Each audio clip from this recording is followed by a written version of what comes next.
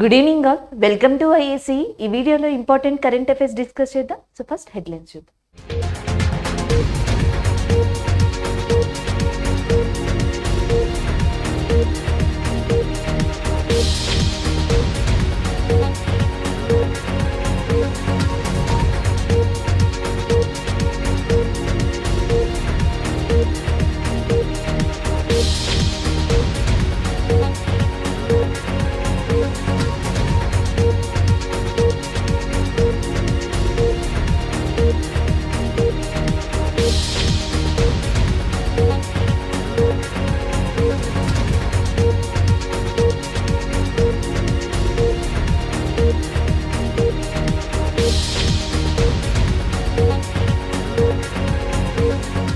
ఇక్కడ current affair మనకి డేకి సంబంధించిందిగా చెప్పొచ్చు. అది కూడా 9th ఏప్రిల్కి సంబంధించిన డే. సో ప్రతి సంవత్సరం 9th ఏప్రిల్న CRPF central reserved police force ఏదైతే ఉందో సో దానికి సంబంధించిన వేలార్ డే కింద చెప్పొచ్చు, లేదా దీన్ని మీరు శౌర్య దివాస్ కింద కూడా పిలవచ్చు. సిఆర్పిఎఫ్ వాళ్ళు 1965 1965లో ఏదైతే సిఆర్పిఎఫ్కి సంబంధించి ఒక చిన్న కాంట్రిబ్యూషన్ అనేది జరిగిందో, ఎస్టాబ్లిష్మెంట్కి సంబంధించింది జరిగిందో, సో ఆ రోజు నుంచి కూడా మనకి ఎవ్రీ ఇయర్ 9th ఏప్రిల్న సిఆర్పిఎఫ్ శౌర్య దివాస్ అనేది సెలబ్రేట్ చేస్తున్నారు. 1965లో మనకి ఇండియా పాకిస్తాన్కి మధ్య చిన్న వార్ లాంటిది జరిగింది, ఇండో పాక్ యుద్ధం జరిగింది. ఆ టైంలో గుజరాత్ దగ్గర మనకి సర్దార్ పోస్ట్ అని చెప్పేసి ఉంది. ఈ సర్దార్ పోస్ట్ దగ్గర మనకి సంబంధించిన సిఆర్పిఎఫ్ అప్పుడే మొట్టమొదటి ఒక దళం లాంటిది, ఒక రెజిమెంట్ లాంటిది ఏర్పడి ఇక్కడున్న పాకిస్తాన్ ఫోర్సెస్ ఏవైతే ఉన్నాయో వాటందరినీ కూడా ఎదుర్కోవడం జరిగింది. ఇది 1965లో జరిగిన ఇన్సిడెంట్. అలా ఏదైతే మనకి ఏమంటాం సిఆర్పిఎఫ్ ఉందో సిఆర్పిఎఫ్ అట్లా ఏర్పడింది. సో ఈ సంవత్సరంలో ఈ టైంలో జరిగిన ఘటనకి and as well as CRPF establish అయిన దానికి ఈ రెండు సందర్భాల్ని అనుసరించి 9th ఏప్రిల్ అనే దాన్ని సిఆర్పిఎఫ్ శౌర్య దివాస్ గా తీసుకోవడం జరిగింది. ఇది 57th అంట, మనకి 57వ దినోత్సవంగా శౌర్య దివాస్ గా కూడా దీన్ని చెప్పడం జరుగుతుంది. అలాగే సిఆర్పిఎఫ్ గా చైర్మన్ అనుకోండి, లేకపోతే head director general what ever, ఆయన కులదీప్ సింగ్ గారు. సిఆర్పిఎఫ్ యొక్క హెడ్ వచ్చేటప్పటికి కుల్దీప్ సింగ్ గారు ఉన్నారు. అలాగే నెక్స్ట్ వచ్చేటప్పటికి సిఆర్పిఎఫ్ డే వచ్చి 9th ఏప్రిల్ ఉంది. దీని హెడ్ క్వార్టర్స్ అనేది మనకి ఢిల్లీలోనే ఉంది. హెడ్ క్వార్టర్స్ వచ్చేసి ఢిల్లీలో లొకేట్ అయ్యి ఉంది. సో ఇవి మీరు ఓవరాల్ గా గుర్తు పెట్టుకోవాల్సినవి. అండ్ ఇంకొకటి ఏంటంటే మనకి సెంట్రల్ ఆర్మర్డ్ ఫోర్సెస్ అని చెప్పేసి ఉంటాయి. Again I'm repeating, central armoured forces, కేంద్ర బలగాలు. ఇవన్నీ కూడా హోంశాఖ ఆధ్వర్యంలో ఉంటాయి. ప్రస్తుతం మనకి హోంశాఖ మంత్రిగా అమిత్ షా ఉన్నారు. సో ఈ మంత్రిత్వ శాఖ కింద ఈ కేంద్ర సాయుధ బలగాలు ఏవైతే ఉన్నాయో సెంట్రల్ ఆర్మర్డ్ ఫోర్సెస్ ఇవన్నీ ఉంటాయి. దీంట్లో ముఖ్యంగా 7 ఫోర్సెస్ వస్తాయంట. ఈ 7 ఫోర్సెస్లో ఒకటి మనం ఆల్రెడీ చెప్పుకున్నాం, CRPF central reserved police force అనేది ఉంటుంది. ఇంకొకటి వచ్చేటప్పటికి బోర్డర్ సెక్యూరిటీ ఫోర్స్ బిఎస్ఎఫ్ అనేది ఉంటుంది. ఇంకొకటి Indo Tibetan border police force ITBP అని చెప్పేసి అది ఒకటి ఉంటుంది. అండ్ నెక్స్ట్ వచ్చేటప్పటికి సహస్ర సీమా బల్ అని చెప్పేసి ఇంకొకటి, నేషనల్ సెక్యూరిటీ గార్డ్స్ ఎన్ఎస్జి అంటాం, సో అది కూడా ఉంటుంది. సెంట్రల్ ఇండస్ట్రియల్ సెక్యూరిటీ ఫోర్స్ అని చెప్పేసి ఇంకొకటి ఉంటుంది. సో ఇట్లా మనకి సహస్ర సీమా బల్, NSG, central industrial security force and ITBP, BSF, CRPF ఇలాంటి ఫోర్సెస్ అన్నిటినీ కలిపి మనకి కేంద్ర సాయుధ బలగాలుగా పిలుస్తారు. సో దీంట్లో ఒకటి మనకి సిఆర్పిఎఫ్, దాని యొక్క శౌర్య దివాస్ అనేది 9th ఏప్రిల్ మనకి సెలబ్రేట్ చేయడం జరుగుతుంది. సో దానికి సంబంధించిన కరెంట్ అఫైర్ గా దీన్ని చెప్పొచ్చు, CRPF valour day or CRPF Shaurya Diwas day. So next current affair book and author కి సంబంధించింది. సో బుక్ వచ్చేటప్పటికి టైగర్ ఆఫ్ డ్రాస్ అనేది బుక్ గా ఉంది, tiger of Dras. So author వచ్చేటప్పటికి మనకి హిమ్మత్ సింగ్ షెకావత్, మీనా నాయర్ అనే పర్సన్స్ రాయడం జరిగింది. మీనా నాయర్, హిమ్మత్ సింగ్ షెకావత్ వీళ్ళిద్దరూ కలిసి టైగర్ ఆఫ్ డ్రాస్ అనే బుక్ ని రాశారు. సో ఇది మనకి బుక్ అండ్ ఆధర్ కి సంబంధించిన current affair.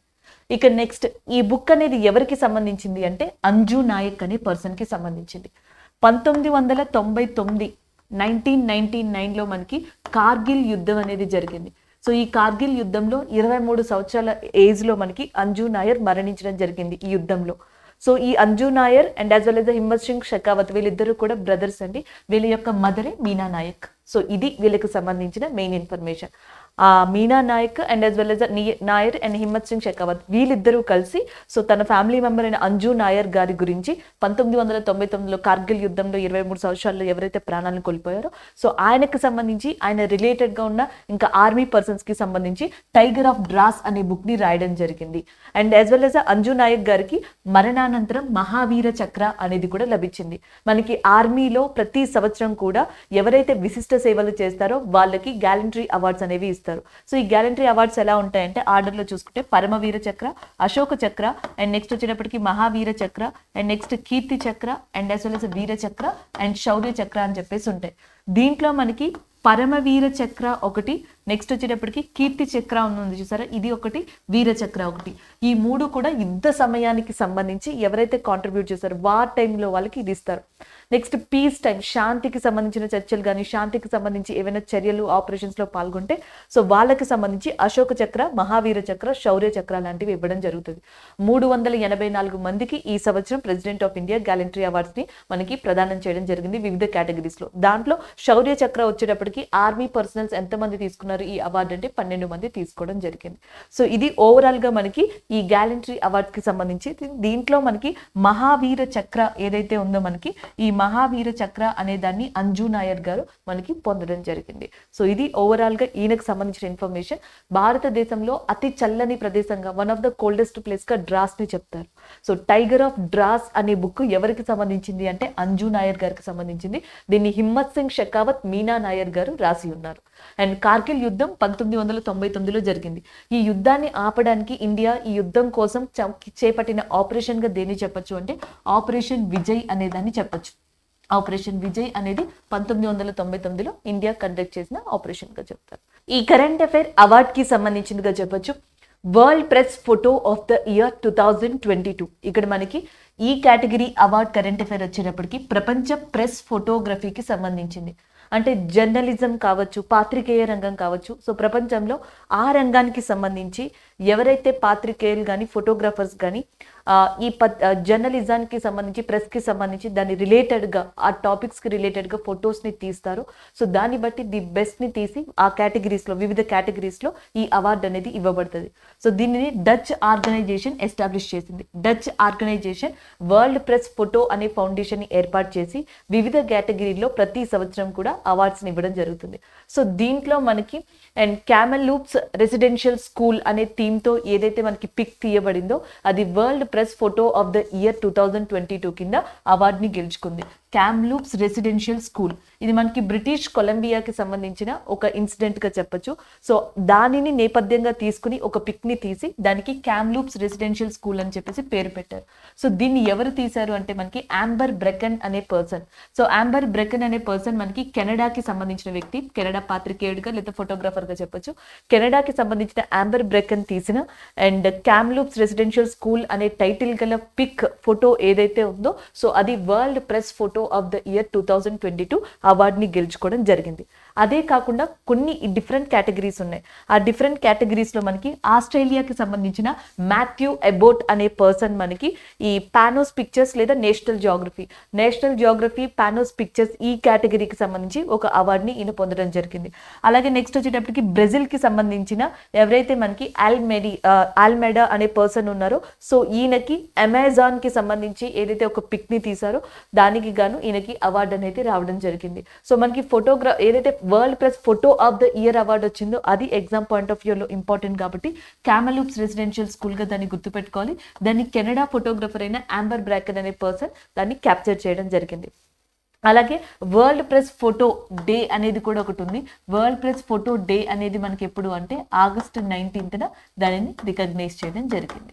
So next current affair award కి సంబంధించింది, కాకపోతే చిన్న అప్డేషన్ లాంటిగా చెప్పొచ్చు ఈ కరెంట్ అఫైర్ ని. ఎందుకంటే గతంలో ఇదే బుక్ ఇదే ఆధార్ గురించి కూడా చెప్పుకున్నాం. ఏమని ఇంటర్నేషనల్ బుకర్ ప్రైజ్, అంతర్జాతీయ బుకర్ ప్రైజ్ ఏదైతే ఉందో సో దాంట్లో ఫస్ట్ టైం హిందీ లాంగ్వేజ్ లో ఫిక్షన్ కేటగిరీలో ఒక బుక్ దానికి సంబంధించిన ఆధార్ ఎవరైతే ఉన్నారో ఆ బుక్ ఏదైతే ఉందో అది షార్ట్ లిస్ట్ అవ్వడం, ఎంట్రీ లిస్ట్ లోకి వెళ్ళింది అని చెప్పేసి మనం డిస్కస్ చేసుకోవడం జరిగింది.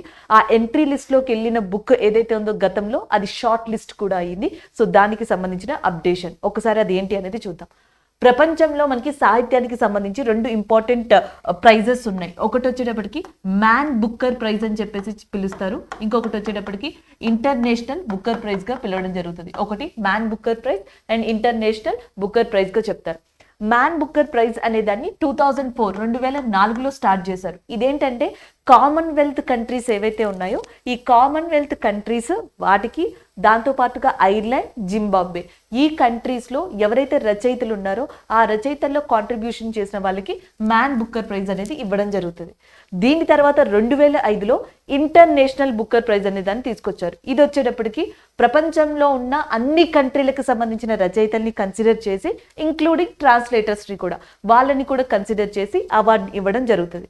సపోజ్ ఒక పర్టిక్యులర్ బుక్ ఉందనుకోండి, ఆ బుక్ని ఒక రచయిత ఇంగ్లీష్లోనే రాశారనుకోండి, సో దాన్ని కన్సిడర్ చేసి అది బెస్ట్గా వస్తే సో దానిని మనకి అవార్డుగా ఇవ్వడం జరుగుతుంది. లేదు ఒక బుక్ని ఒక పర్సన్ సపోజ్ హిందీలోనో లేదా తెలుగులోనో రాశారు అనుకోండి, దాన్ని వేరే పర్సన్ ఇంగ్లీష్లోకి ట్రాన్స్లేట్ చేశారనుకోండి, రాసిన పర్సన్కి ట్రాన్స్లేట్ చేసిన పర్సన్కి ఇద్దరికీ కలిపి కామన్గా ఈ ఇంటర్నేషనల్ బుక్కర్ ప్రైజ్ అవార్డు అనేది ఇవ్వడం జరుగుతుంది. అదే ఇక్కడ మనకి కరెంట్ అఫైర్. ఈ ఇంటర్నేషనల్ బుక్కర్ ప్రైజ్ ఈ సంవత్సరం వచ్చేటప్పటికి ఏంటంటే గీతాంజలి శ్రీ అనే పర్సన్ మనకి హిందీలో టోంబ్ ఆఫ్ శాండ్ అనే బుక్ని రాశారు. దాన్ని ఇంగ్లీష్లో డైసీ రాకెల్ అనే ఎవరైతే ఉన్నారో రాక్వెల్ పర్సన్ అనే ఆథర్ ఎవరైతే ఉన్నారో ఆయన ట్రాన్స్లేట్ చేశారు. ఆ ట్రాన్స్లేట్ చేసింది ఎంట్రీ లిస్ట్లోకి వెళ్ళింది, ఇంటర్నేషనల్ బుక్కర్ ప్రైజ్ ఎంట్రీ లిస్ట్లోకి వెళ్ళింది. ఇప్పుడు షార్ట్ లిస్ట్ అయింది. సో మనకి ఆ బుక్తో పాటు టోంబ్ ఆఫ్ శాండ్ బుక్తో పాటు ఇంకొక 5 బుక్స్ కూడా షార్ట్ లిస్ట్ అయ్యాయి. ద బుక్ ఆఫ్ జాకోబ్ అని చెప్పేసి, ఎలీనా నోస్ అని, హెవెన్, ఆ new name, London book fair include అని. సో ఈ బుక్తో పాటు ఈ 5 బుక్స్ టోటల్గా 6 షార్ట్ లిస్ట్ అయినాయి. ఇందులోంచి ద బెస్ట్ దాన్ని ఇంటర్నేషనల్ బుక్కర్ ప్రైజ్గా ఇవ్వడం జరుగుతుంది. ఒకవేళ టోంబ్ ఆఫ్ శాండ్కి కనుక ఆ ప్రైజ్ వస్తే ఆ ప్రైజ్ని ట్రాన్స్లేట్ చేసిన ఎవరైతే డైసీ రాక్వెల్ ఉన్నారో ఆయనకి గీతాంజలి శ్రీకి మధ్యన షేర్ చేయడం జరుగుతుంది. దాదాపుగా 50,000 పౌండ్స్ వరకు వీళ్ళు క్యాష్ ప్రైజ్ని ఈ అవార్డు ద్వారా పొందనున్నారు. లాస్ట్ ఇయర్ అంతర్జాతీయ Booker prize, international Booker prize అనేది ఎవరికి వచ్చింది అంటే డేవిడ్ డయోప్ అనే పర్సన్కి వచ్చింది. David Diop got or received 2021 international Booker ప్రైజ్గా చెప్పొచ్చు. 2022 ఇంకా అనౌన్స్ చేయాల్సి ఉంది. కేవలం ఆ అవార్డుకి సంబంధించిన బుక్స్ ఏవైతే ఉంటాయో అవి షార్ట్ లిస్ట్ అయ్యాయి. కాకపోతే మనకి ఇంపార్టెంట్ ఏంటంటే ఇండియాకి సంబంధించిన రచయితకి సంబంధించిన బుక్ ఉంది. దట్టు ఫస్ట్ టైం ఇలాంటి హిందీ ఫిక్షన్ అనేది ఇంటర్నేషనల్ బుక్కర్ ప్రైజ్లో అండ్ చోటుని సంపాదించుకోవడం and as well as short list అవ్వడం కూడా. అదే ఇక్కడ మనకి current affair. Tomb of sand the first Hindi novel get short listed for international Booker prize గా చెప్పొచ్చు. సో నెక్స్ట్ వన్ యుద్ధ విన్యాసానికి సంబంధించింది, డిఫెన్స్ కి సంబంధించిన కరెంట్ అఫైర్ గా చెప్పొచ్చు. అలాగే India and as well as Kyrgyzstan country ఏదైతే ఉందో ఈ 2 కంట్రీలకి మధ్య ఉన్న యుద్ధ విన్యాసంగా కంజర్ యుద్ధ విన్యాసం అనే దాన్ని చెప్పొచ్చు. దాని యొక్క 9వ ఎడిషన్. యాక్చువల్గా ఈ యుద్ధ విన్యాసం అనేది 2011లో స్టార్ట్ అయింది. కిర్గిస్తాన్కి అండ్ యాజ్ వెల్ యాజ్ ఇండియాకి మధ్య 2011లో మనకి కంజర్ అనే యుద్ధ విన్యాసం స్టార్ట్ అయింది. 2022లో మనకి 9th ఎడిషన్ అనేది ఇండియాలోని హిమాచల్ ప్రదేశ్లో ఉన్న స్పెషల్ ఫోర్సెస్ ట్రైనింగ్ స్కూల్లో ఈ యుద్ధ విన్యాసాన్ని కండక్ట్ చేయడం జరిగింది. దానికి సంబంధించిన కరెంట్ అఫైర్గా చెప్పొచ్చు. అలాగే దీని యొక్క రాజధాని వచ్చేటప్పటికి, క్యాపిటల్ వచ్చేటప్పటికి బిష్కెక్ అండ్ దాని యొక్క కరెన్సీ వచ్చేటప్పటికి సోమ్గా ఉంది. కరెన్సీ సోమ్ అండ్ క్యాపిటల్ వచ్చేటప్పటికి మనకి బిష్కెక్. అండ్ 2011లో స్టార్ట్ చేయబడిన ఏదైతే ఇండియా కిర్గిస్తాన్కి మధ్య ఉన్న కంజర్ యుద్ధ విన్యాసం ఉందో 2022లో హిమాచల్ ప్రదేశ్లో 9వ ఎడిషన్ని ఇటీవల నిర్వహించడం జరిగింది. అలాగే హిమాచల్ ప్రదేశ్ యొక్క చీఫ్ మినిస్టర్గా ప్రస్తుతం మనకు ఉన్నది జైరామ్ ఠాకూర్ గారుగా చెప్పొచ్చు. అలాగే లెఫ్టినెంట్ గుర్మిత్ సింగ్ ఎవరైతే ఉన్నారో ఆయన గవర్నర్గా ఉన్నారు. Gurmeet Singh governor and chief minister Jairam Thakur గారు. ఇకపోతే మనకి సెంట్రల్ ఏషియా అంటాం లేదా మధ్య ఆసియా అని కూడా పిలవచ్చు. మధ్య ఆసియాలో ముఖ్యంగా 7 కంట్రీస్ని చెప్తారు. ఆ 7 కంట్రీస్లో వన్ ఆఫ్ ద ఇంపార్టెంట్ కంట్రీగా మనకి కిర్గిస్తాన్ అనే దాన్ని చెప్పొచ్చు. దాని క్యాపిటల్ రాజధాని బిష్కెక్. అండ్ రెండోది వచ్చేటప్పటికి కజకిస్తాన్ అనే కంట్రీ. కజకిస్తాన్ యొక్క క్యాపిటల్ రాజధాని వచ్చేటప్పటికి నూర్ సుల్తాన్గా ఉంది. దీంతో కూడా ఇండియా యుద్ధ విన్యాసాన్ని నిర్వహించుకుంటూ వస్తుంది. ఒకటి వచ్చేటప్పటికి కజిన్ అనే యుద్ధ విన్యాసం, కజకిస్తాన్ ఇండియా యుద్ధ విన్యాసం. అండ్ ఇంకొకటి వచ్చేటప్పటికి ప్రబల్ దస్తక్ అని చెప్పేసి ఇంకొక యుద్ధ విన్యాసం. ఈ 2 భారతదేశం కజకిస్తాన్తో జరుపుకునే యుద్ధ విన్యాసాలుగా చెప్పొచ్చు. ఇక 3వ మధ్య ఆసియా కంట్రీగా తజికిస్తాన్ అనే దాన్ని చెప్పొచ్చు. దాని యొక్క రాజధాని దశాన్బేగా ఉంది. అండ్ లాస్ట్ ఇయర్ 2021లో షాంఘై కోఆపరేషన్ ఆర్గనైజేషన్ యొక్క ముఖ్యమైన సమిట్స్ అన్ని కూడా ఇక్కడే జరిగాయి. అండ్ 4వ మధ్య ఆసియా కంట్రీగా టర్కెమెనిస్తాన్ లేదా తుర్కెమెనిస్తాన్ అనే దాన్ని చెప్పొచ్చు. దాని యొక్క క్యాపిటల్ గా ఆష్గాబాద్ అనేది ఉంది. అండ్ నెక్స్ట్ ఇంకొక దానిగా మనకి ఉజ్బెకిస్తాన్ అనే దాన్ని చెప్పొచ్చు. సో దాని యొక్క క్యాపిటల్ గా తష్కంట్ అనేది ఉంది. సో ఈ మధ్య ఆసియాల ప్రాంతాలతో పాటు టిబెట్ లోని కొంత భాగాన్ని సెంట్రల్ ఏషియాగా చెప్తారు. అండ్ రష్యాలోని కొంత భాగాన్ని కూడా సెంట్రల్ ఏషియాగా చెప్పడం జరుగుతుంది. అయితే ఆ రెండు కంప్లీట్ గా కాదు, కంప్లీట్ గా మనకి మధ్య ఆసియాలో ఉన్న కంప్లీట్ దేశాలుగా సెంట్రల్ ఏషియా కంట్రీస్ గా టర్కెమెనిస్తాన్, ఉజ్బెకిస్తాన్, తజికిస్తాన్, కజకిస్తాన్, కిర్గిస్తాన్ అనే ప్రాంతాన్ని చెప్తారు. సో దాంట్లో ఏదైతే కిర్గిస్తాన్ అనే ప్రాంతం ఉందో దీనితో మన ఇండియా నిర్వహించిన యుద్ధ విన్యాసంగా కంజర్ యుద్ధ విన్యాసం అనే దాన్ని చెప్పొచ్చు. అలాగే ప్రస్తుతం భారతదేశ ఇండియన్ ఆర్మీ మేజర్ గా మనకి చీఫ్ గా ఉన్నది మనోజ్ ముకుంద్ నర్వానే గారు. సో ఆయనని కూడా ఇక్కడ మనకి రిపీట్ చేసుకోవచ్చు. So this is about that defence and యుద్ధ విన్యాసం మిలిటరీ ఎక్సర్సైజ్ గా చెప్పొచ్చు. అండ్ ఇండియా ఇవే కాకుండా చాలా కంట్రీస్ తో యుద్ధ విన్యాసాన్ని నిర్వహించింది. ఫర్ ఎగ్జాంపుల్ మనకి యుద్ధ అభ్యాస్ అనే యుద్ధ విన్యాసం ఉంది. యుద్ధ అభ్యాస్ గాని వజ్ర ప్రహార్ గాని అని చెప్పేసి ఉంటాయి. ఈ రెండు కూడా యుఎస్ఏతో ఇండియా నిర్వహించే యుద్ధ విన్యాసాలు. అలాగే మల్బార్ యుద్ధ విన్యాసం క్వాడ్ కంట్రీలతో ఇండియా నిర్వహించే యుద్ధ విన్యాసంగా చెప్పొచ్చు. అలాగే నెక్స్ట్ వచ్చేటప్పటికి సంప్రీతి అని ఇంకొక యుద్ధ విన్యాసం ఉంది. ఇది శ్రీలంకతో ఇండియా నిర్వహించే యుద్ధ విన్యాసంగా చెప్తాం. అలాగే నెక్స్ట్ గరుడ శక్తి, మిత్ర శక్తి ఇలాంటి యుద్ధ విన్యాసాలు కూడా ఇండియా వివిధ కంట్రీస్ తో మనకి కండక్ట్ చేయడం జరుగుతుంది. So next current affair government scheme కి సంబంధించింది. అది కూడా అటల్ ఇన్నోవేషన్ మిషన్. 2015 బడ్జెట్ లో మనకి దీన్ని ప్రతిపాదించారు ఇండియాలో మనకి. అండ్ ప్రజెంట్ ఉన్న గవర్నమెంట్ ఏదైతే ఉందో అది ఆ బడ్జెట్ స్పీచ్ లో ప్రతిపాదించింది అటల్ ఇన్నోవేషన్ మిషన్ అనే దాన్ని తీసుకొస్తున్నాము అని చెప్పేసి 2015 లో అది ప్రతిపాదించింది. దాన్ని తీసుకురావడం కూడా జరిగింది. అయితే దీని యొక్క ఏదైతే మనకి టైం పీరియడ్ ఉందో, కాలం ఉందో, కాల పరిమితి, దానిని మార్చ్ 2023 వరకు ఏమంటారు ఎక్స్పాండ్ చేయడం జరిగింది, పొడిగించడం జరిగింది. దానికి సంబంధించిన కరెంట్ అఫైర్ ఇది. 2015 బడ్జెట్ స్పీచ్ ద్వారా ఇంట్రడ్యూస్ చేయబడిన అటల్ ఇన్నోవేషన్ మిషన్ యొక్క కాల పరిమితిని తిరిగి యూనియన్ క్యాబినెట్ అనేది మనకి 2023 మార్చ్ వరకు ఇటీవల పొడిగించడం జరిగింది. దానికి సంబంధించి ఇటీవల నిర్ణయం తీసుకోవడం జరిగింది. సో ఈ అటల్ ఇన్నోవేషన్ మిషన్ ముఖ్యంగా దేనికోసం అంటే మనకి ఎంఎస్ఎంఈలు కానీ, ఎంఎస్ఎంఈల ద్వారా స్టార్టప్స్ కానీ ఇలాంటి వాటిని టెక్నాలజీ పరంగా, టెక్నాలజీకి సంబంధించిన ఎంటర్ప్రెన్యూర్స్ ఎవరైతే ఉన్నారో, బిజినెస్ స్టార్ట్ చేసే పర్సన్స్, వీళ్ళందరినీ కూడా ఫినాన్షియల్ గా సపోర్ట్ చేయాలి, టెక్నికల్ గా గైడ్ చేయాలనే ఉద్దేశంతో దీన్ని తీసుకొచ్చారు. దీని కింద మళ్ళీ ఏం తీసుకొచ్చారు అంటే అటల్ టింకరింగ్ ల్యాబ్ అనే దాన్ని తీసుకొచ్చారు. ఈ అటల్ టింకరింగ్ ల్యాబ్ ఏంటంటే హై స్కూల్ స్టూడెంట్స్ ఎవరైతే ఉంటారో, సో హై స్కూల్ లేదా హయ్యర్ స్టడీస్ మనకి 6th to 10th స్టూడెంట్స్ వాళ్ళకి ఇంకా టెక్నికల్ గా వాళ్ళ యొక్క థాట్ ప్రాసెస్ ని అభివృద్ధి పరచాలి, వాళ్ళకి సంబంధించి ప్రాక్టికల్ నాలెడ్జ్ అనేది తీసుకురావాలి అని ఈ అటల్ టింకరింగ్ ల్యాబ్ అనే దాన్ని దీని కింద తీసుకొచ్చారు. ఏ స్కూల్స్ అయితే సెలెక్ట్ చేయబడతాయో ఆ స్కూల్స్ లో అటల్ టింకరింగ్ ల్యాబ్ అనేది ఎస్టాబ్లిష్ చేయడానికి ఈ పథకం ద్వారా దాదాపుగా 20 lakhs ని గవర్నమెంట్ ప్రొవైడ్ చేయడం జరుగుతుంది, 20 లక్షల్ని. అలాగే కింద అటల్ ఇంక్యుబేషన్ సెంటర్స్ అని ఉన్నాయి చూసారా. ఈ అటల్ ఇంక్యుబేషన్ సెంటర్స్ ఏంటంటే ఎంఎస్ఎంఈల కింద కానీ, మిగతా గవర్నమెంట్ డిపార్ట్మెంట్స్ కింద కానీ, లేదా నార్మల్ గా కానీ ఇండియాలో ఏవైతే స్టార్టప్స్ రెడీ అవుతాయో ఈ స్టార్టప్స్ కి సంబంధించి టెక్నికల్ గా, ఫినాన్షియల్ గా సపోర్ట్ చేస్తారు, గైడెన్స్ కూడా ఇవ్వడం జరుగుతుంది. సో దానికోసమని అటల్ ఇంక్యుబేషన్ సెంటర్స్ ఉన్నాయి. అటల్ ఇన్నోవేషన్ మిషన్ ని 2023 వరకు పొడిగించారు. దానికి కారణం ఏంటి అంటే దీని కింద ఏర్పరిచిన అటల్ టింకరింగ్ ల్యాబ్స్ సంఖ్యని 10,000 దాకా పెంచాలి అనేది ఒక మోటో అయితే, అటల్ ఇంక్యుబేషన్ సెంటర్స్ ని 101 చెయ్యాలి అనేది ఇంకొక లక్ష్యంగా చెప్పొచ్చు. సో అది ఇక్కడ మనకి మెయిన్ అంశంగా చెప్తున్నారు. ఇదంతా కూడా ఎవరి పర్యవేక్షణలో జరుగుతుంది అంటే నీతి ఆయోగ్ యొక్క పర్యవేక్షణలో ఇది జరుగుతుంది. సో ఇది ఓవరాల్ గా దీనికి సంబంధించిన కరెంట్ అఫైర్. మనకి ఇక్కడ చూడొచ్చు, cabinet approves extension of Atal innovation mission and till March 2023. So next one పథకానికి సంబంధించింది. అవసర్ అనేది ఇక్కడ పథకం. దీనిని airport authority of India start చేయడం జరిగింది.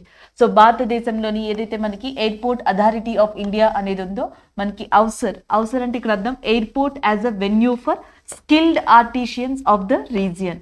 So airports as a venue for skilled artisans of the region, దాన్ని అవసర్ కింద మనకి ఇటీవల ఎయిర్పోర్ట్ అథారిటీ ఆఫ్ ఇండియా ముందుకు తీసుకొచ్చింది. దీని యొక్క ముఖ్య ఉద్దేశం ఏంటంటే క్రాఫ్ట్స్ మ్యాన్ అంటే తయారీ రంగానికి సంబంధించి ఎవరైతే ఉన్నారో వాళ్ళని, ఎస్పెషల్లీ స్త్రీలు కూడా ఈ సెల్ఫ్ హెల్ప్ గ్రూప్స్ అంటాం కదా, స్వయం సహకారక బృందాలు, వాళ్ళకి సంబంధించిన వాళ్ళని ప్రమోట్ చేయడానికి, వాళ్ళని ఫినాన్షియల్ గా ఏమంటారు స్ట్రాంగ్ చేయడం కోసం ఒక బ్యాక్ బోన్ సపోర్ట్ గా దీనికి తీసుకురావడం జరిగింది.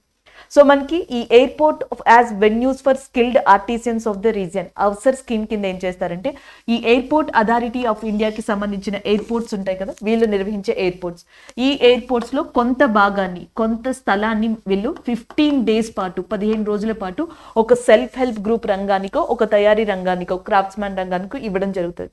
సో ఈ ప్లేస్ లో వాళ్ళు ఏంటంటే జనరల్ గా పికల్స్ కానీ, లేకపోతే రైస్ కి సంబంధించినవి కానీ, తయారీ చేసిన వస్తువులు కానీ వీటిని పెట్టుకుని అమ్ముకోవచ్చు. సో దీనివల్ల ఏంటంటే మన ఇండియాకి సంబంధించిన, భారతదేశానికి సంబంధించిన కల్చర్ ని కాపాడినట్టు ఉంటుంది, కల్చర్ ని ప్రమోట్ చేసినట్టు ఉంటుంది, ఇంటర్నేషనల్ నేషనల్ గా కూడా మనకి మన ప్రొడక్ట్స్ ని అక్కడ మార్కెటింగ్ చేసినట్టు ఉంటుంది. ఒకవైపు మార్కెటింగ్ అండ్ ప్రమోషన్ అనేది జరుగుతుంది, ఇంకొక వైపు ఈ సెల్ఫ్ హెల్ప్ గ్రూప్స్ కానీ, తయారీ రంగాల వారు కానీ ఫినాన్షియల్ గా, ఆర్థిక పరంగా కూడా బాగుపడడానికి ఛాన్స్ దొరుకుతుంది. ఈ రెండు విధంగా ఉపయోగపడేలాగా అవసర్ అనే ప్రోగ్రామ్ ని ఇటీవల ఎయిర్పోర్ట్ అథారిటీ ఆఫ్ ఇండియా తీసుకురావడం జరిగింది. ఆల్రెడీ ఈ పథకాన్ని ఒక టెస్టింగ్ ప్రాజెక్ట్ గా, పైలట్ ప్రాజెక్ట్ గా మనకి తమిళనాడు అంటే సౌత్ ఇండియాలోని తమిళనాడులో చెన్నైలో ఒకటి స్టార్ట్ చేశారు, అలాగే త్రిపురలోని అగర్తలాలో స్టార్ట్ చేశారు, ఉత్తరప్రదేశ్ లో కుషినగర్ అనే ఎయిర్పోర్ట్ లో స్టార్ట్ చేశారు, అండ్ అమృత్సర్ లో స్టార్ట్ చేశారు, రాజస్థాన్ లో ఉదయ్పూర్, అమృత్సర్, కుషినగర్ అండ్ నెక్స్ట్ వచ్చేటప్పటికి అగర్తల అండ్ చెన్నై, ఈ ప్రాంతాల్లో ఆల్రెడీ స్టార్ట్ చేసిన తర్వాత ఈ పైలట్ ప్రాజెక్ట్ ని ఒక కంప్లీట్ సిస్టమ్ గా అవసర్ అనే పేరుతో ఎయిర్పోర్ట్ అథారిటీ ఆఫ్ ఇండియా ముందుకు తీసుకొచ్చింది. ప్రస్తుతం దీనికి సంజీవ్ వర్మ ఎవరైతే ఉన్నారో ఆయన చైర్మన్ గా ఉన్నారు. Sanjeev Varma present chairman of airport authority of ఇండియాగా చెప్పొచ్చు. సో భారతదేశానికి సంబంధించిన విమానయాన శాఖలు ఏవైతే ఉన్నాయో, డిపార్ట్మెంట్స్ అన్ని కూడా మనకి మినిస్ట్రీ ఆఫ్ సివిల్ ఏవియేషన్ కిందకు వస్తాయి. ఈ మినిస్ట్రీ ఆఫ్ సివిల్ ఏవియేషన్ కి మంత్రిగా ఉన్నారు జ్యోతిరాదిత్య సింధియా ఎవరైతే ఉన్నారో, సో ఈయన మంత్రిగా ఉండడం జరిగింది. సో ఇది ఇక్కడ మనకి కరెంట్ అఫైర్ గా చెప్పొచ్చు. సో నెక్స్ట్ కరెంట్ అఫైర్ ఒక స్టేట్ రిలేటెడ్ కరెంట్ అఫైర్ గా చెప్పొచ్చు. ఇటీవల మధ్యప్రదేశ్ ప్రభుత్వం ఆ రాష్ట్రంలో ఒక పథకాన్ని స్టార్ట్ చేసింది, ముఖ్యమంత్రి ఉద్యమ క్రాంతి యోజన అనే పథకం. సో దీనిని మధ్యప్రదేశ్ యొక్క చీఫ్ మినిస్టర్ అయిన ఎవరైతే శివరాజ్ సింగ్ చౌహాన్ ఉన్నారో, సో శివరాజ్ సింగ్ చౌహాన్ గారు ప్రారంభించారు. దానికి సంబంధించిన కరెంట్ అఫైర్ ఇది గతంలోనే అనౌన్స్ చేయబడిందండి. అంటే 2021 మన కరెంట్ అఫైర్స్ లో కూడా మనం చెప్పుకున్నాం. లాస్ట్ ఇయర్ 2021లో మనకి సెప్టెంబర్, అక్టోబర్ ఆ మంత్ లో మధ్యప్రదేశ్ చీఫ్ మినిస్టర్ అనౌన్స్ చేశారు. ఆ రాష్ట్రంలో ఎంఎస్ఎంఈ సెక్టర్, మధ్య చిన్న తరహా పరిశ్రమ సెక్టర్ ఏదైతే ఉందో దాన్ని అభివృద్ధి పరచడానికి అండ్ అక్కడున్న యువతకి చేయూతను అందించడం కోసం అని చెప్పేసి ముఖ్యమంత్రి ఉద్యమ క్రాంతి యోజన అనే పథకాన్ని ఉన్నాము అని చెప్పేసి అనౌన్స్ చేశారు. డీటెయిల్స్ ని కూడా చెప్పారు, కానీ అది ఇంప్లిమెంట్ చేయలేదు. సో రీసెంట్ గా దాన్ని ఇంప్లిమెంట్ చేశారు, ఆ ప్రోగ్రామ్ ని స్టార్ట్ చేశారు. సో కాబట్టి తిరిగి అది వార్తల్లోకి రావడం జరిగింది. సో దీంట్లో ఏంటంటే యువకులు ఎవరైతే ఉన్నారో, యంగ్ పీపుల్ ఎవరైతే ఉన్నారో, సో వాళ్ళు ఏదైనా బిజినెస్ చేయాలి అనుకుంటే ఈ పథకం కింద వాళ్ళు 1,00,000 నుంచి 50,00,000 రూపాయల వరకు కూడా లోన్ కి అప్లై చేసుకోవచ్చు. ఇంకొకటి ఏంటంటే 3% వరకు ఈ పథకం కింద ఇంట్రెస్ట్ సబ్సిడీని, వడ్డీ సబ్సిడీని గవర్నమెంటే ప్రొవైడ్ చేయడం జరుగుతుంది. సో ఇలా మధ్యప్రదేశ్లో ఎంఎస్ఎంఈ సెక్టార్ని బాగుపరచడానికి అండ్ యూత్కి ఎంప్లాయ్మెంట్ అనేది జనరేట్ చేయడం కోసం మధ్యప్రదేశ్ ప్రభుత్వం తీసుకొచ్చిన పథకంగా ముఖ్యమంత్రి ఉద్యమ క్రాంతి యోజన అనే దాన్ని చెప్పొచ్చు. అలాగే మధ్యప్రదేశ్ యొక్క చీఫ్ మినిస్టర్ గా శివరాజ్ సింగ్ చౌహాన్ గారు మంగూబాయ్ చాంగుబాయ్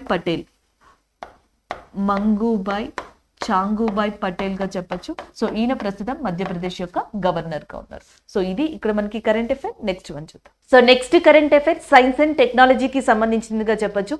ఆస్ట్రోనమర్స్ detected identical twin of Jupiter. So జూపిటర్ని మనం తెలుగులో బృహస్పతి అని చెప్పేసి పిలవచ్చు.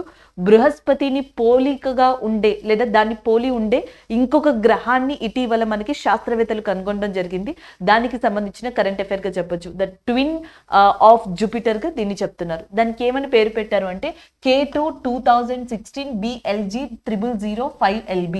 సో మనకి K2 2016 BLG 0005LB గా పిలువబడే ఇంకొక గ్రహాన్ని twin of Jupiter and Jupiter అంటే బృహస్పతి యొక్క కవలుగా లేదా బృహస్పతిని పోలి ఉండే గ్రహంగా దీన్ని చెప్పడం జరుగుతుంది. దీన్ని ఐడెంటిఫై చేశారు. దీన్ని ఎలా ఐడెంటిఫై చేశారంటే ఒక గ్రూప్ ఆఫ్ అంతర్జాతీయ ఆస్ట్రానమర్స్ ఎవరైతే ఉన్నారో ఖగోళ శాస్త్రవేత్తలు, సో వాళ్ళు కెప్లర్ టెలిస్కోప్ ద్వారా మనకి ఐన్స్టైన్ ఒక సిద్ధాంతాన్ని ప్రతిపాదించారు దీనికోసం అని చెప్పేసి. ఐన్స్టైన్ ప్రతిపాదించిన ఏదైతే మనకి మైక్రో లెన్సింగ్ మెథడ్ అని చెప్పేసి ఉంది. సో మెథడ్ పేరు కూడా చాలా ఇంపార్టెంట్ అండి, మైక్రో లెన్సింగ్ మెథడ్ అని చెప్పేసి పిలుస్తారు.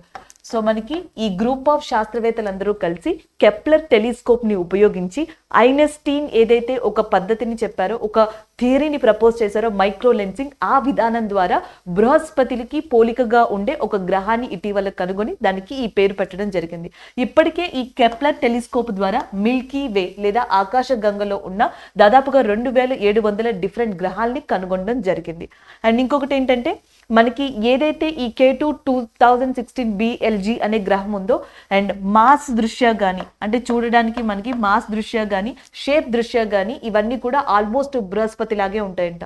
అలాగే సన్ కి జూపిటర్ కి మధ్య ఎంత డిస్టెన్స్ అయితే ఉంటుందో, సూర్యుడికి బృహస్పతికి మధ్య ఎంత డిస్టెన్స్ అయితే ఉంటుందో, సేమ్ ఏదైతే ఈ కొత్త గ్రహాన్ని కనుగొన్నారో 2016 అనే గ్రహాన్ని, దీనికి సూర్యుడికి మధ్య కూడా అంతే డిస్టెన్స్ ఉంటుందంట. ఇంకొకటి ఏంటంటే కొత్తగా కనుక్కున్న గ్రహానికి యాజ్ వెల్ యాజ్ భూమి ఉంది కదా, దీనికి మధ్య డిస్టెన్స్ వచ్చేటప్పటికి 17,000 లైట్ ఇయర్స్ గా చెప్పడం జరుగుతుంది. సో మనకి మొట్టమొదటిగా 9 గ్రహాలు ఉండే 9 ప్లానెట్స్ ఉన్నాయి. అయితే ఇంటర్నేషనల్ ఆస్ట్రానమికల్ యూనియన్ అని చెప్పేసి ఒకటి ఉంది, అంతర్జాతీయ ఖగోళ యూనిట్ అని చెప్పేసి మనకు ఒకటి ఉంది. ఆ వ్యవస్థ ఏం చేసిందంటే మనకి 9 గ్రహాలని 8 గ్రహాలుగా చేసింది, 8 ప్లానెట్స్ గా. ఏ ప్లానెట్ ని తీసేసింది అంటే ప్లూటో అనే దాన్ని ఈ ప్లానెట్ లిస్ట్ నుంచి, గ్రహాల లిస్ట్ నుంచి తీసేసింది. ఈ 8 ప్లానెట్స్ లో కూడా అతిపెద్ద గ్రహంగా మాస్ అంటే ద్రవ్యరాశి దృష్ట్యా దేన్ని చెప్తారు అంటే బృహస్పతి, జూపిటర్ ని చెప్తారు. అలాంటి ద్రవ్యరాశి అలాంటి సేమ్ సూర్యుడి దగ్గర నుంచి డిస్టెన్స్ కలిగిన ఇంకొక గ్రహాన్ని ఇటీవల కెప్లర్ టెలిస్కోప్ ఉపయోగించి కనుగొనడం జరిగింది. సో దానికి సంబంధించిన కరెంట్ అఫైర్ గా చెప్పొచ్చు. సో నెక్స్ట్ కరెంట్ అఫైర్ వచ్చేటప్పటికి డిఫెన్స్ కి సంబంధించిందిగా చెప్పొచ్చు, లేదా మనకి మిసైల్ రంగం టెక్నాలజీకి సంబంధించింది కూడా. సో దీంట్లో ముఖ్యంగా మనం అర్థం చేసుకోవాల్సిన ఆర్గనైజేషన్ ఏదంటే DRDO. సో DRDO ఇటీవల ఒడిస్సాలోని ఏదైతే మనకి చాందీపూర్ ఇంటిగ్రేటెడ్ టెస్ట్ రేంజ్ ఉందో కోస్టల్ ఏరియాలో, ఒడిస్సా తీర ప్రాంతంలోని చాందీపూర్ ఇంటిగ్రేటెడ్ టెస్ట్ రేంజ్ నుంచి మనకి సాలిడ్ ఫ్యూయల్ డక్టెడ్ ర్యామ్జెట్ అనే దాన్ని సక్సెస్ఫుల్ గా మనకి ప్రయోగించింది. దానికి సంబంధించిన కరెంట్ అఫైర్ ఇది. సో కరెంట్ అఫైర్ వచ్చేటప్పటికి ఒడిస్సా కోస్టల్ ఏరియా నుంచి, సముద్ర తీర ప్రాంతం నుంచి DRDO Chandipur integrated test range అనే ప్లేస్ లోపల నుంచి సో మనకి సాలిడ్ ఫ్యూయల్ డక్టెడ్ ర్యామ్జెట్ అనే దాన్ని సక్సెస్ఫుల్ గా ప్రయోగించడం జరిగింది. సో ఈ సిస్టమ్ని ఎందుకు యూజ్ చేస్తారంటే ఫ్యూచర్లో ఇండియా ఏవైతే మనకి air to air long range missiles అనే వాటిని యూజ్ చేస్తుందో, సో దాంట్లో మిసైల్ ప్రొపల్షన్ సిస్టమ్ కోసం అని చెప్పేసి దీనిని మనకి స్టార్ట్ చేయడం జరిగింది. అంటే ఏదైనా ఒక మిసైల్ని మనకి థ్రస్ట్ని ఉపయోగించి దాన్ని ముందుకి ఫార్వర్డ్ చేసేలాగా, పుష్ చేసేలాగా యూజ్ చేసే సిస్టమ్ని, ఒక మిసైల్కి థ్రస్ట్ని ఉపయోగించి థ్రస్ట్ ఫోర్స్నిచ్చి సో దానిని ముందుకి ప్రయోగించేలాగా, ముందుకి పుష్ చేసేలాగా, అండ్ ఏదైతే మనం ఒక కంప్లీట్ సిస్టమ్ని ప్రయోగిస్తామో దాన్ని ప్రొపల్షన్ సిస్టమ్గా చెప్తాం. సో మనం ఏవైతే ఎయిర్ టు ఎయిర్ మిసైల్స్ని ఫ్యూచర్లో యూజ్ చేస్తామో లాంగ్ రేంజ్లో, సో వాటికి మనకి పుష్ చేసేందుకు ఏదైతే థ్రస్ట్ అవసరమవుతుందో ఆ అప్డేటెడ్ ప్రొపల్షన్ సిస్టమ్ని వీరు సాలిడ్ ఫ్యూయల్ డక్టెడ్ ర్యామ్జెట్గా పేరు పెట్టారు. సో దీనిని ఇటీవల ఒడిస్సాలోని చాందీపూర్ కోస్టల్ ఏరియా నుంచి సక్సెస్ఫుల్గా ప్రయోగించడం జరిగింది. ప్రయోగించింది DRDO. దీని యొక్క హెడ్గా ప్రస్తుతం మనకి ఎవరున్నారంటే G. సతీష్ రెడ్డి గారు ఉన్నారు. అలాగే ఇస్రో యొక్క చైర్మన్ మారారు. ఇదివరకు ఇస్రో యొక్క చైర్మన్గా K. శివన్ ఉండేవాళ్ళు. ఇప్పుడు వచ్చేటప్పటికి S. సోమనాథన్ అనే పర్సన్ మనకి ఇస్రో యొక్క చైర్మన్గా ఉన్నారు. సో ఇది రెండింటికి డిఫరెన్స్ గా చెప్పొచ్చు.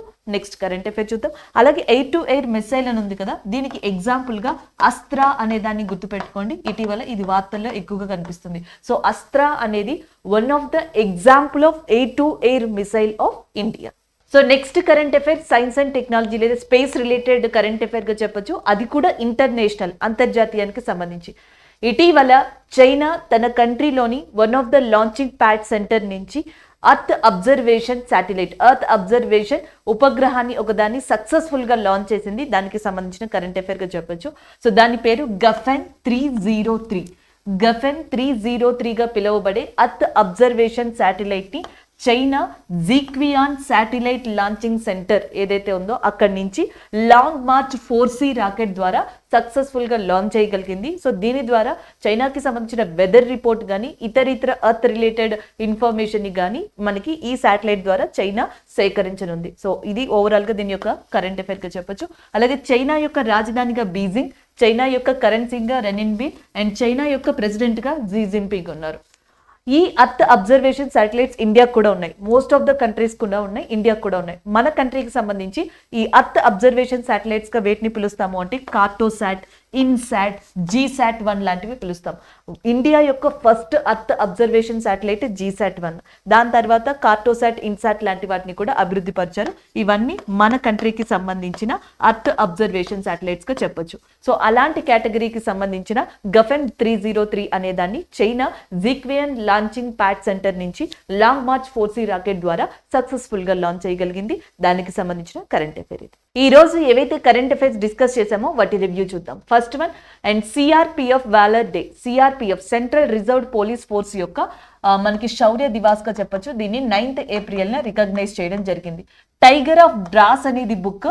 ఇది కార్గిల్ యుద్ధంలో 23 సంవత్సరాల వయసులో చనిపోయిన అనూజ్ నాయర్ గారి గురించి రాయబడింది. సో దీంట్లో వన్ ఆఫ్ ద ఆదర్ కింద ఈమె యొక్క మదర్ ఎవరైతే ఉన్నారో మనకి మీనా నాయర్ గారు కూడా ఉన్నారు. మీనా నాయర్ గారు, హిమాంత్ సింగ్ షెకావత్ గారు, వీళ్ళిద్దరూ కలిపి రాసిన బుక్ గా మనకి టైగర్ ఆఫ్ డ్రాస్ అనే దాన్ని చెప్పొచ్చు. Next one world press photo of the year అనే అవార్డు మనకి కెనడాకి సంబంధించిన బ్రాకెన్ అనే పర్సన్ అందుకున్నారు. అండ్ దానికి సంబంధించిన కరెంట్ అఫైర్ ఇది. And the next one tomb of sand అనే బుక్ ని గీతాంజలి శ్రీ గారు రాశారు. సో దాన్ని మనకి డైసీ రాక్వెల్ అనే పర్సన్ ఇంగ్లీష్ లోకి ట్రాన్స్లేట్ చేశారు. ఇటీవల international Booker prize 2022 short list లో ప్రపంచంలోని 5 బుక్స్ తో పాటు టోంబ్ ఆఫ్ శాండ్ అనేది కూడా మనకి సెలెక్ట్ అవ్వడం జరిగింది. నెక్స్ట్ వన్ చూసుకుంటే కన్జర్ 2022 యుద్ధ విన్యాసం. ఇటీవల హిమాచల్ ప్రదేశ్ లో ఇండియాకి కిర్గిస్తాన్ కి మధ్యలో జరిగింది. 9th ఎడిషన్ అది దానికి సంబంధించింది. Next one Atal innovation mission ఏదైతే ఉందో దాని యొక్క కాల పరిమితిని 2023 వరకు మార్చ్ వరకు కొనసాగిస్తున్నట్టుగా ఇటీవల క్యాబినెట్ ఆమోదం పలకడం జరిగింది. దానికి సంబంధించిన కరెంట్ అఫైర్ ఇది. Next one airport authority of India మనకి అవ్సర్ అనే ఒక స్కీమ్ ని రిలీజ్ చేసింది. దీని ద్వారా స్వయం సహకారక బృందాలు, క్రాఫ్ట్స్ మ్యాన్ వీళ్ళు ఎవరైతే ఉన్నారో వీళ్ళందరినీ కూడా మనకి ఫినాన్షియల్ గా స్టెబిలిటీగా ఉంచేందుకు, ఫినాన్షియల్ గా సపోర్ట్ చేసేందుకు, అలాగే కల్చర్ ని, ఇండియాకి సంబంధించిన వస్తువుల్ని ప్రమోట్ చేసేందుకు airport of authority of India ఏదైతే ఉందో సో ఇది మనకి నిర్ణయాన్ని తీసుకుని అవ్సర్ అనే స్కీమ్ ని లాంచ్ చేసింది. నెక్స్ట్ వన్ మధ్యప్రదేశ్ మనకి ఉద్యమి క్రాంతి యోజన అనే పథకాన్ని మధ్యప్రదేశ్లోని యూత్ పీపుల్ కి లోన్ ని ప్రొవైడ్ చేయడానికి మధ్యప్రదేశ్ ప్రభుత్వం ఇటీవల ప్రారంభించిన పథకం ఇది. నెక్స్ట్ వన్ వచ్చేటప్పటికి astronomers detected twin of Jupiter. So బృహస్పతికి కవలగా ఉండే లేదా బృహస్పతిని పోలిన గ్రహాన్ని ఒకదాన్ని ఇటీవల ఆస్ట్రానమర్స్ కనిపెట్టడం జరిగింది. దానికి K2 2016 BLG 0005L గా దానికి నేమ్ ని ఇవ్వడం జరిగింది. నెక్స్ట్ వన్ చూసుకుంటే DRDO సక్సెస్ఫుల్ గా మనకి Chandipur coastal area integrated test range నుంచి ఒడిశాలో అండ్ సక్సెస్ఫుల్ గా ఫ్యూయల్ డక్టెడ్ ర్యామ్జెట్ అనే దాన్ని ఇటీవల మనకి లాంచ్ చేయడం జరిగింది. నెక్స్ట్ వన్ చైనా సక్సెస్ఫుల్ గా అర్త్ అబ్జర్వేషన్ శాటిలైట్ అయిన గఫెన్ 303 అనే దాన్ని జీక్వియన్ లాంచింగ్ సెంటర్ నుంచి ప్రయోగించడం జరిగింది. సో ఇవి ఈ రోజు ఓవరాల్ గా మనం డిస్కస్ చేసుకున్న కరెంట్ అఫైర్స్. Thank you.